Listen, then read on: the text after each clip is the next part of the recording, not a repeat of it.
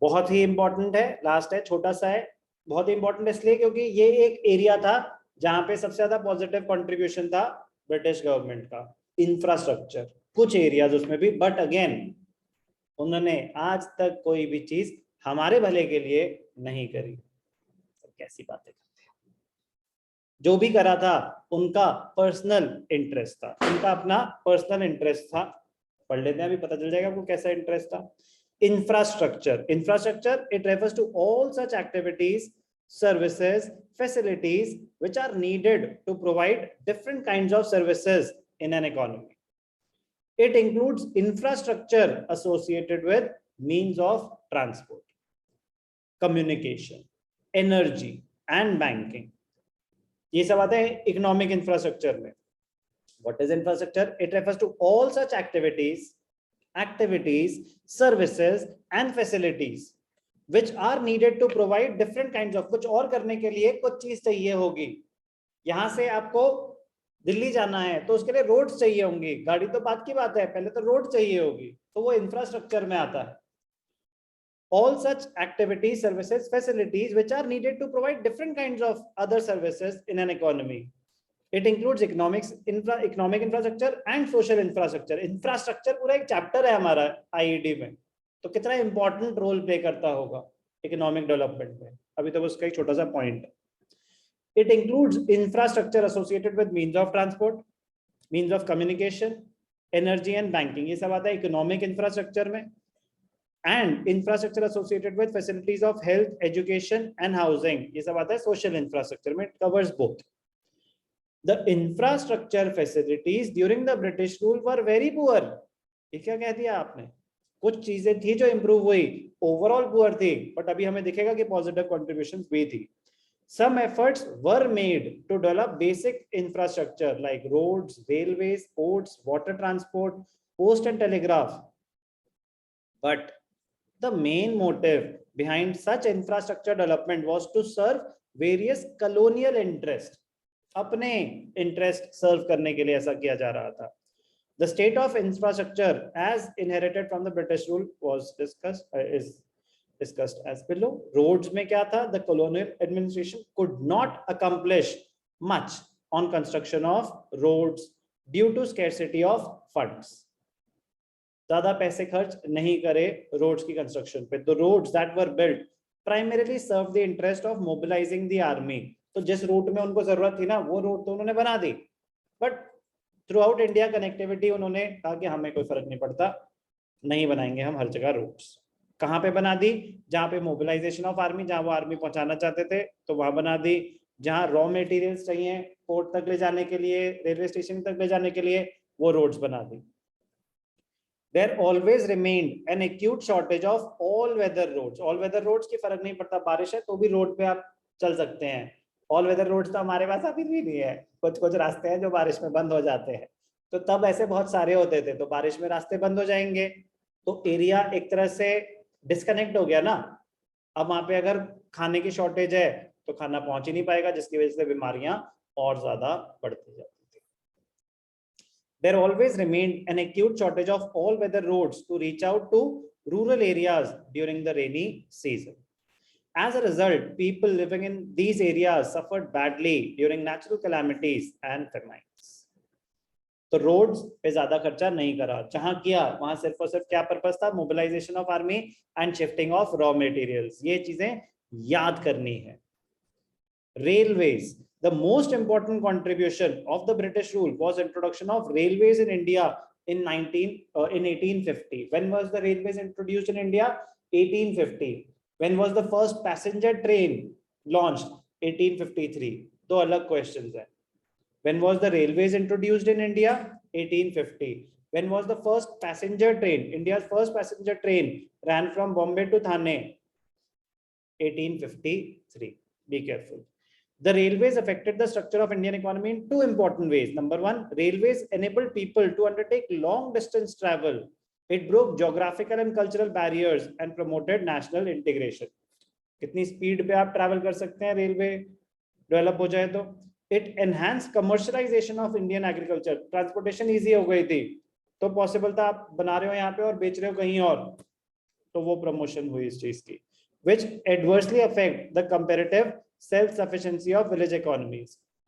अब जहां आपने भेजना शुरू कर दिया तो सेल्फ, अब होता ना कि जहां आपको ज्यादा पैसे मिल रहे हैं आप तो भेजे जा रहे हो, और आपका जो एरिया है उसके लिए फिर कम, अगर मैं बिजनेसमैन हूँ, मैं कोई चीज प्रोड्यूस कर रहा हूँ और मैं एक्सपोर्ट करे जा रहा हूँ क्योंकि मुझे बेटर प्राइसेस मिल रहे हैं, तो इंडियन मार्केट अफेक्ट होगी कि नहीं होगी? अभी पीछे कुछ एक्सपोर्ट्स बैन कर दिए थे, वीट के एक्सपोर्ट्स बैन कर दिए थे, शुगर के एक्सपोर्ट्स बैन कर दिए, क्योंकि यहाँ पे इतनी इन्फ्लेशन हो रही है। इन्फ्लेशन क्या हो रही है? डिमांड बहुत ज्यादा है, सप्लाई कुछ है नहीं, कह रहे तुम बाहर भेजे जा रहे हो, यहाँ शॉर्टेज हो रही है उस चीज की, तो एक्सपोर्ट्स को ही बैन कर दिया ताकि यहाँ के प्राइसेस स्टेबल हो जाए।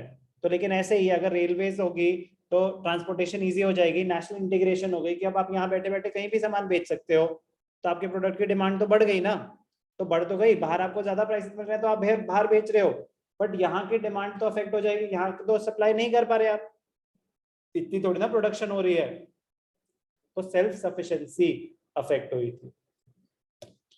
Railways also promoted foreign trade but it benefited the Britishers more than the Indians, की मतलब सोचो आप यहाँ से बाहर बेच रहे हो क्योंकि आपको ज्यादा पैसा मिल रहा है और इंडिया में प्रोडक्ट है ही नहीं फिर अवेलेबल।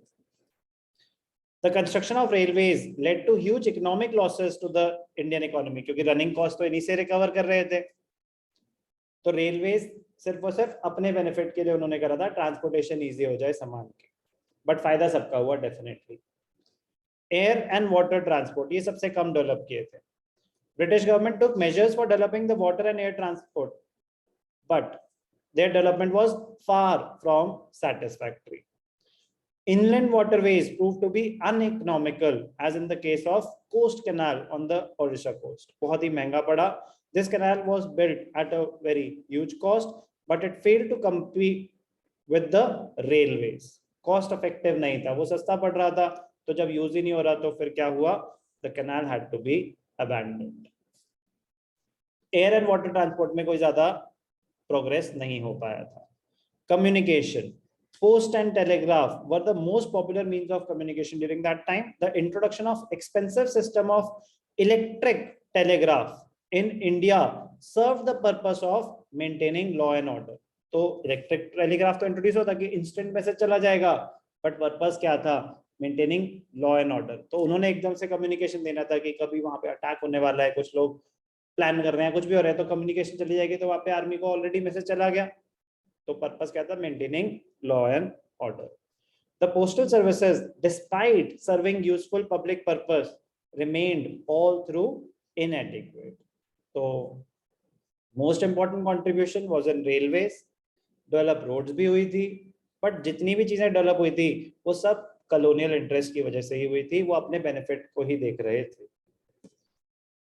तो कह रहे ये इतना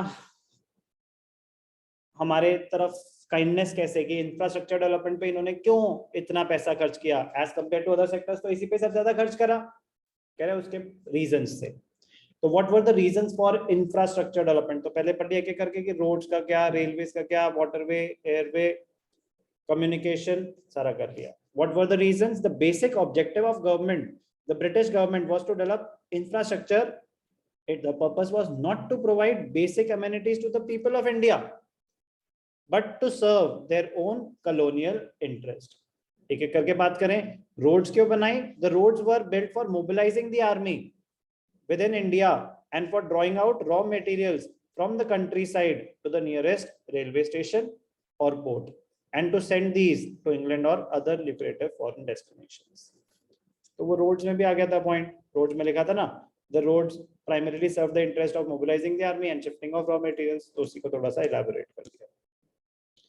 Railways were introduced by the Britishers mainly for three reasons. Number one, to have effective control and administration over the vast Indian territory. अब इतनी बड़ी टेरिटरी है, कैसे उसको मैनेज किया जाए, एकदम से कहीं पहुंचना हो तो फास्ट पेस पे तभी पॉसिबल है जब हमारा रेलवेज का सिस्टम बना हो। रोड तो थी नहीं थ्रू आउट इंडिया।